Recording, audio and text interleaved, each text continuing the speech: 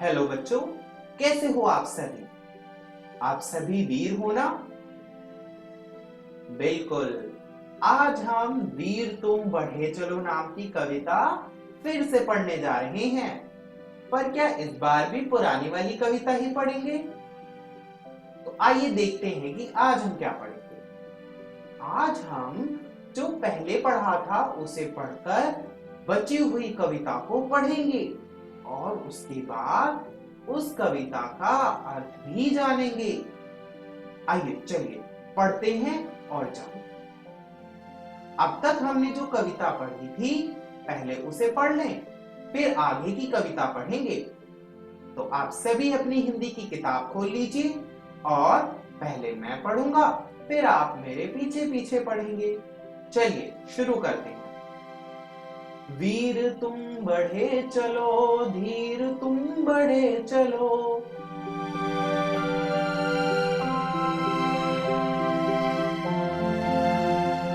हाथ में ध्वजा रहे, बाल दल सजा रहे,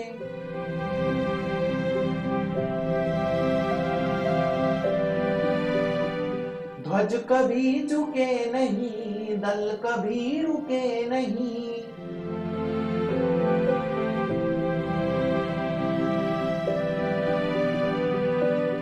वीर तुम बढ़े चलो, धीर तुम बढ़े चलो,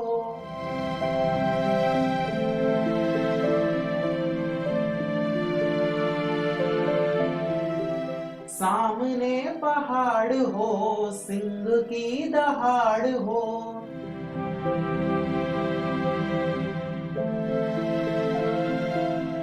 तुम निडर डरो नहीं, तुम निडर डटो वहीं,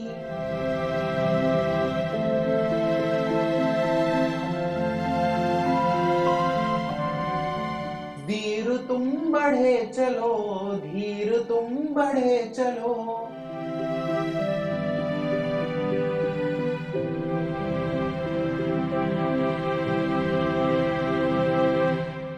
मेघ गरजते रहे, मेघ बरसते रहे,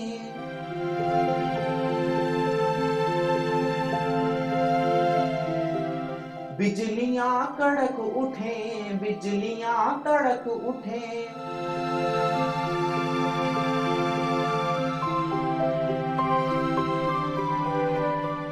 वीर तुम बढ़े चलो, धीर तुम बढ़े चलो।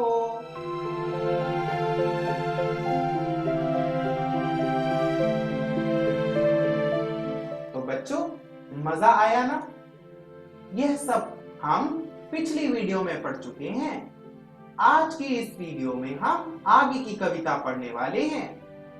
आगे की कविता इस प्रकार है। पहले मैं पढ़ूंगा, फिर आप पढ़ेंगे, फिर इसके बाद हम इसका मतलब जानेंगे। तो तैयार हैं आप सभी? पढ़ते हैं। प्रातः हो कि रात हो, संग हो न साथ हो,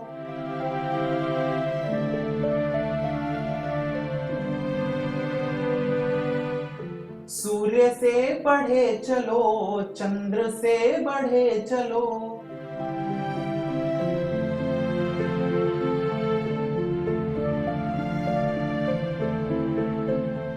वीर तुम बढ़े चलो, धीर तुम बढ़े चलो,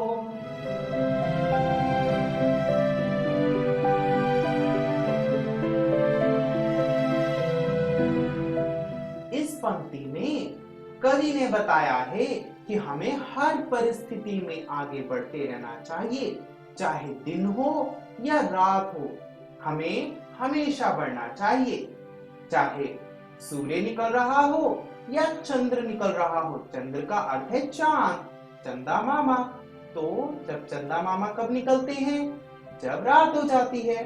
तो चाहे दिन हो या रात हो, हमें हमेशा बढ़ते रहना चाहिए, यानी अपने लक्ष्य को पाने के लिए प्रयास करते रहना चाहिए।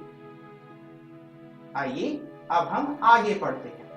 आगे है, एक ध्वज लिए हुए, एक प्रण किए हुए,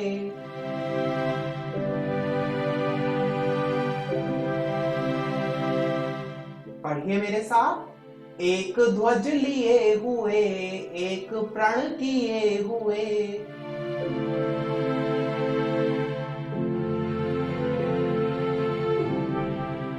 मातृभूमि के लिए, पितृभूमि के लिए।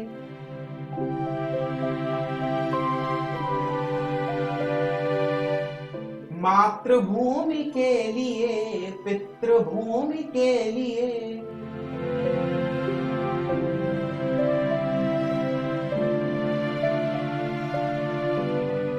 वीर तुम बढ़े चलो, धीर तुम बढ़े चलो।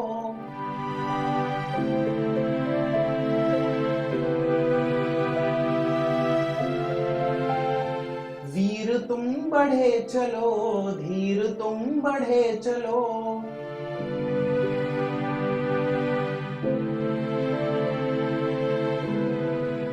बच्चों, इस वाली पंक्ति में कवि ने कहा है कि हमें हमेशा देश के लिए तैयार रहना चाहिए। मातृभूमि का अर्थ होता है वह भूमि जहां पर हम सब ने जन्म लिया है। भारत देश हमारी मातृभूमि है और यही हमारी पितृभूमि भी है, क्योंकि यहाँ पर हमारे जनक हैं जिन्होंने हमें जन्म दिया है, हमारी सभ्यता को जन्म दिया है। इसीलिए बच्चों, हमें हमेशा देश के लिए तैयार रहना चाहिए, अपने देश की रक्षा करनी चाहिए। आइए बच्चों, अब हम आगे की कविता पढ़ते हैं। वैसे ही पढ़ना है, पहले मैं फिर आप। अन्न भूमि में भरा, वारि भूमि में भरा।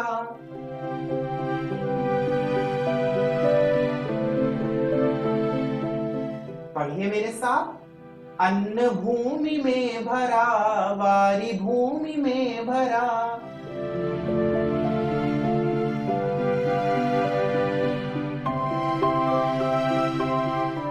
यत्न कर निकाल लो, रत्न भर निकाल लो।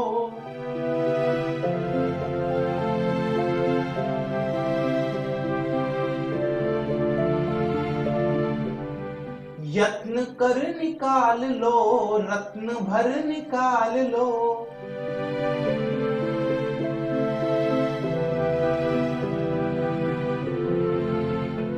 वीर तुम बढ़े चलो, धीर तुम बढ़े चलो।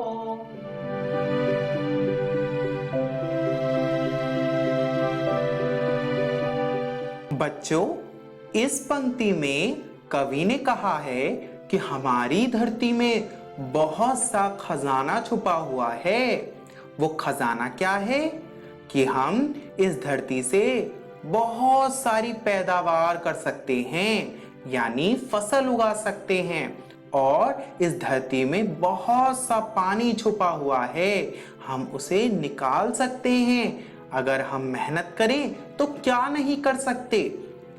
कवि हमें मेहनत करने के लिए कह रहा है और कह रहा है कि हम मेहनत करके इस धरती से अपनी आवश्यकता को पूरा कर सकते हैं। यदि हम मेहनत करेंगे तो ही हमें उसका फल मिलेगा। इसीलिए हमें निरंतर प्रयास करते रहना चाहिए और आगे बढ़ते रहना चाहिए। आइए बच्चों, जानते हैं कि आज हमने क्या क्या सीखा। आज हमने बहुत सी चीजें सीखी। आज हमने जाना कि कवि हमें क्या सिखाना चाहता है। हमें देश को आगे बढ़ाने के लिए हमेशा तैयार रहना पड़ेगा। इसके लिए हमें कभी नहीं डरना चाहिए और हमेशा मेहनत करनी चाहिए। बच्चों, मुझे लगता है आपको यह कविता बहुत अच्छी लगी है और घर जाकर आप इस कविता को जरूर पढ़ेंगे। तब तक के लिए अपना ध्यान रखिए, फिर मिलेंगे।